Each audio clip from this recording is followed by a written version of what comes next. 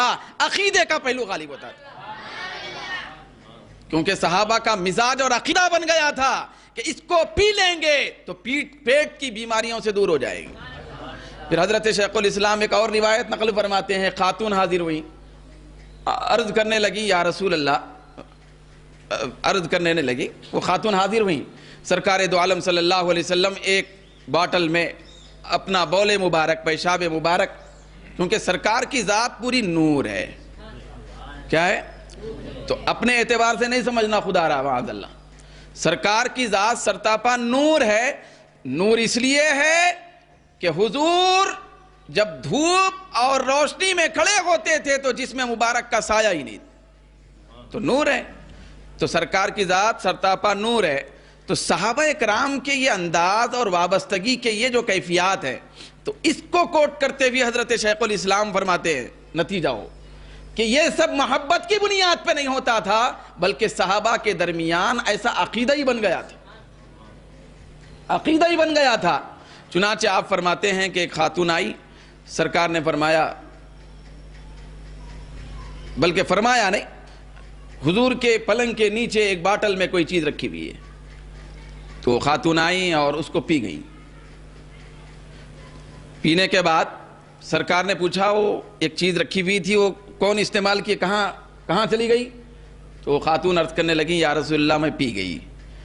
تو اب روایت میں آتا ہے سرکار دو عالم نے مسکرا کر فرمایا کہ آج کی تاریخ کے بعد کبھی تجھے پیٹ میں درد نہیں ہوگا،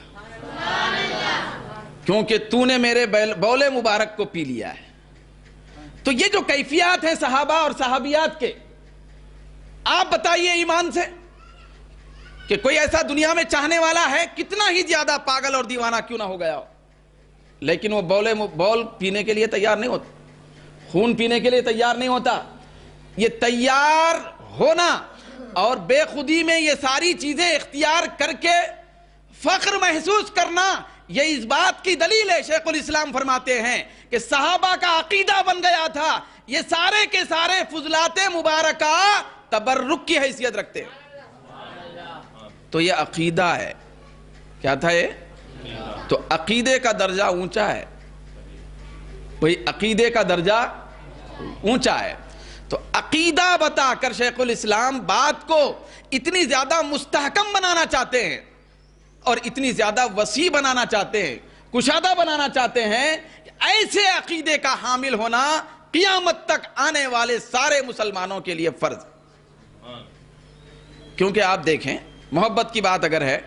تو جو چاہ رہا ہے نا تو اس کا انفرادی معاملہ ہو سکتا، محبت میں جو چاہنے والا ہے،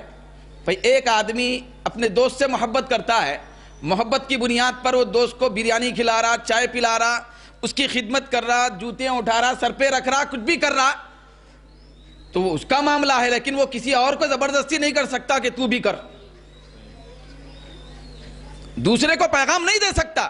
ساری دنیا بھی یہی سمجھے گی کہ یہ اس کی محبت ہے، یہ اس کے ساتھ کر رہا ہے، اس کا انفرادی معاملہ۔ تو بسا اوقات محبت انفرادی معاملہ ہوتا ہے۔ حضرت شیخ الاسلام فرماتے ہیں محبت رسول کا چراغ تو بہت زیادہ نارے انداز میں صحابہ کے سینے میں جل رہا تھا، لیکن صحابہ اکرام مزاج میں یہ تصور پیدا کر لیے تھے اور ان کے اندر یہ یقین پایا جاتا تھا کہ آقائے دو جہاں سے منسوب جتنی چیزیں ہیں، حضور کی جتنی ذات ہے، وہ سب کے سب عقیدت کے اعتبار سے تبرک کی حیثیت رکھتی ہے۔ تو اس لیے آپ بہت سارے چاہنے والوں کو دیکھیں گے، لیکن کبھی بھی اپنا محبوب کلی کرے تو کلی کا پانی لے کے چہرے پہ ملتے ہوئے نظر نہیں آتے، مگر صحابہ اکرام آقائے دو جہاں کلی فرماتے، وضو میں کلی کا ایک قطرہ بھی زمین پہ گرنے نہیں دیتے تھے، سب لے کے چہروں پہ مل لیتے تھے شیخ الاسلام۔ تو یہ سب محبت کی بنیاد پہ نہیں ہوتا تھا، عقیدت کی بنیاد پہ ہوتا تھا۔ یہ عقیدہ ہے، یہ کیا ہے؟ یہ عقیدہ ہے، تو اسی کو سنیت کہتے ہیں۔ یہی عقیدہ اہل سنت جو صحابہ اکرام نے ہم کو عطا فرمایا۔ تو لہذا اس مزاج کو پروان چڑھانے کے لیے، پھر اس مزاج کے تحفظ کے لیے، پھر اس مزاج کو عام کرنے کے لیے صحابہ اکرام سے لیا ہوا اور عطا کیا ہوا اس مزاج، یہ مزاج سارے انسانوں اور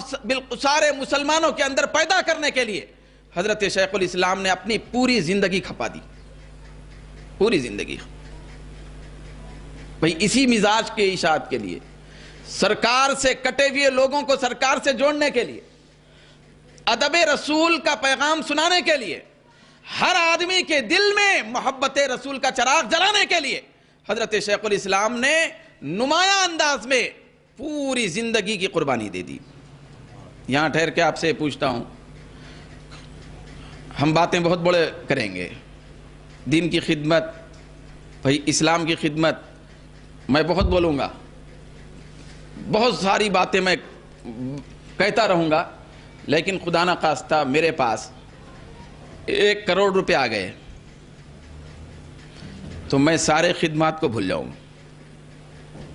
بھئی اللہ بچائے تو بچوں گا، بہت مشکل ہے ہم جیسے لوگوں کے لیے، سارے خدمات کا تصور میرا ختم ہو جائے گا۔ پہلے تو میرے ذہن میں بہت ہوگا کہ میری تنگ دستی دور ہو جائے، ذرا میرے اندر کشادگی پیدا ہو جائے، میں ذرا کروڑ پتی بن جاؤں گا نا، 24 گھنٹے دین کے لیے وقف کر دوں، یہ ہم پہلے بولیں گے، لیکن جب وہ ہوگا 1 کروڑ اگر میرے پاس آئیں گے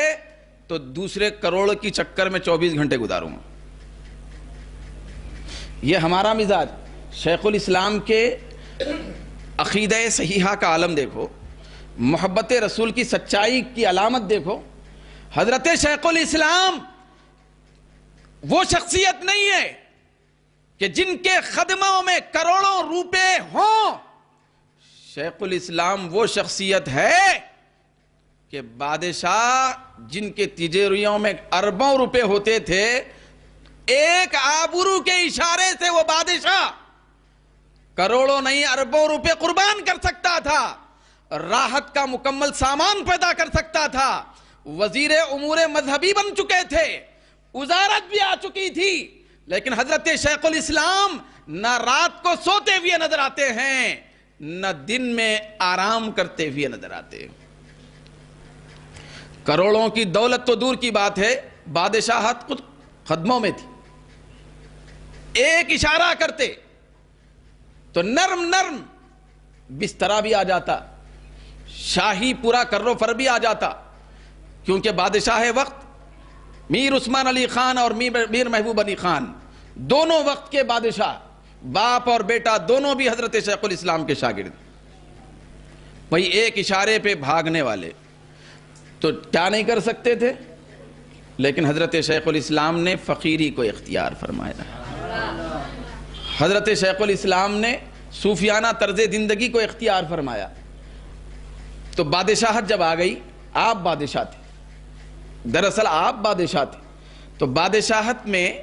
حضرت شیخ الاسلام اپنے آپ کو بوریا نشین بنانا پسند فرمایا۔ پھر اس کے بعد آپ یاد رکھیں، میں آپ کا ذہن آخری مراحل میں حضرت شیخ الاسلام کے اس مرکزی تصور کی طرف لے جانا چاہتا ہوں کہ میں مسلک کی بات، مذہب کی بات، عقیدے کی بات، علم کی اشاعت کی بات، بھئی اصلاح قوم کی بات بہت کروں گا، لیکن جہاں دنیا آ جائے، پیسہ آ جائے،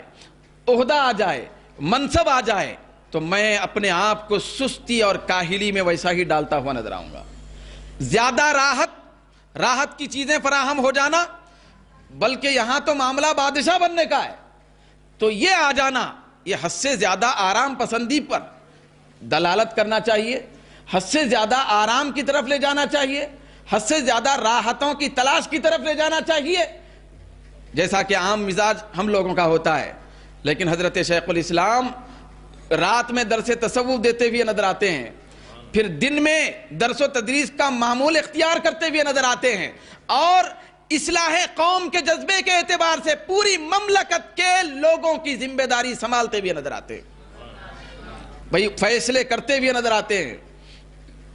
فیصلے صادر کرتے ہوئے نظر آتے ہیں،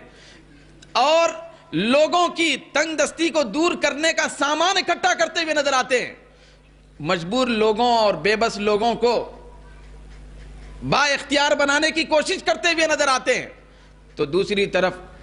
لوگوں کے اندر دینی جذبہ پیدا کرنے کی کوشش کرتے ہوئے نظر آتے ہیں۔ لیکن ان ساری چیزوں میں یقیناً آپ نے اپنے زمانے میں مسلمانوں کی اصلاح کے لیے ایک سوسائٹی بنائی تھی، تو اس سوسائٹی کا نام ہی تھا انجمن مسلمانہ، دکن کی زبان میں. تو اس کے اندر آپ نے اصلاح مسلمین کا بہت زیادہ کام انجام دیا. تو لہذا بہت سارے کام آپ فرماتے تھے. بادشاہت کو نہیں دیکھے بھئی، وزارت کو نہیں دیکھا آپ نے، آرام اور راحت کو نہیں دیکھا، حالانکہ سارا سامان تو راحت پسندی کی طرف لے جانے والا ہے، لیکن ایسے عالم میں بھی حضرت شیخ الاسلام کو فکر ہے. تو لوگوں کی فکر ہے، لوگوں کی فکروں کی فکر ہے کہ کہیں لوگوں کے اندر ایسی فکر پیدا نہ ہو جائے جو ان کا رشتہ دربار رسالت سے کاٹنے والا ہو. حضرت شیخ الاسلام بہت سارے اصلاح کے کام فرمائے، لیکن میں آپ کو بتاؤں کہ ایک بھی کتاب شیخ الاسلام نے نماز کے عنوان سے تحریر نہیں فرمائی. عملی طور پر بہت زیادہ کام آپ نے کیا،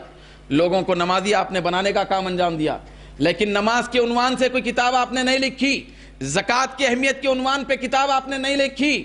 تفسیر کے عنوان پہ کوئی کتاب آپ نے نہیں لکھی، صرف حدیث کی شرح کی بنیاد پر آپ نے کوئی کتاب نہیں لکھی. آپ نے جتنی کتابیں لکھی کم و بیش 40 تک، وہ ساری کی ساری کتابیں عشق رسول اور ادب رسول پر لکھی. تو اس خیال اور تصور کو عقیدے کے تحفظ کے اعتبار سے حضرت شیخ الاسلام کے پاس جو تصور تھا وہ مرکزی حیثیت اختیار کر چکا تھا کہ اہل سنت کی خدمت اور سنیت کا فروغ، دربار رسالت سے لوگوں کی وابستگی میں بہت زیادہ مضبوطی اور استحکام پیدا کیا جائے.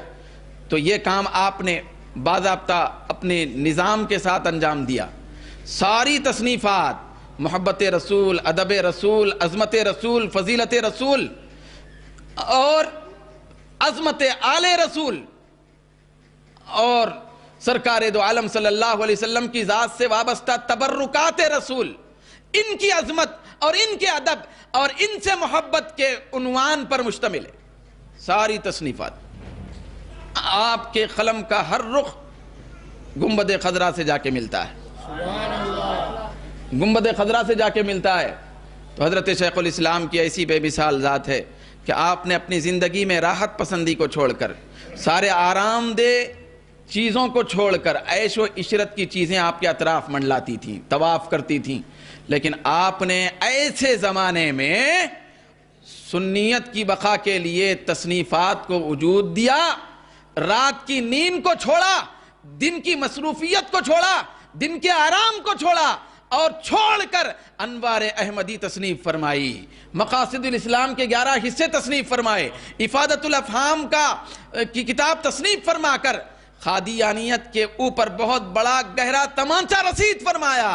اور بے ادبی کا جو تصور معاشرے میں عام کیا جا رہا تھا، وہابیت کا فروغ ہو رہا تھا، خوارج اپنی جڑ مضبوط کرتے ہوئے نظر آ رہے تھے، غیر مقلدیت پروان چڑھنے کی طرف راغب ہو رہی تھی. تو ان ساری گمراہیوں کا سدباب کرتے ہوئے حضرت شیخ الاسلام اپنے آرام کو چھوڑتے ہوئے نظر آتے ہیں. بھئی آپ نے کوئی دوسرے عنوان پہ نہیں لکھا، صرف یہی عنوان پہ لکھا. یہ مزاج بتا رہا ہے کہ آپ کے اندر مرکزی حیثیت صحیح عقیدے کی اشاعت کا تصور تھا، عقیدہ اہل سنت کا تحفظ تھا. اور آخری بات ہے کہ حضرت شیخ الاسلام جب افادت الافہام یہ قادیانیت کے خلاف میں تحریر فرمایا، آپ نے غلام قادیانی ملعون یہ نبوت کا دعویٰ کیا تھا، یہ کہا تھا کہ میں نبی ہوں، استغفر اللہ. تو یہ نبوت کا دعویٰ کیا تھا. تو اپنے نبوت کے جھوٹے دعوے کی تائید میں، جھوٹی نبوت کے جھوٹے دعوے کی تائید میں ایک جھوٹی کتاب لکھا تھا، ایک جھوٹی کتاب لکھا تھا جس کا نام تھا ازالت الاوہام. تو غلام قادیانی ازالت الاوہام لکھتا ہے جو تقریباً 1000 صفحات پر مشتمل تھی. 1000 صفحات پر مشتمل تھی. جب وہ کتاب حضرت شیخ الاسلام کی بارگاہ میں پہنچی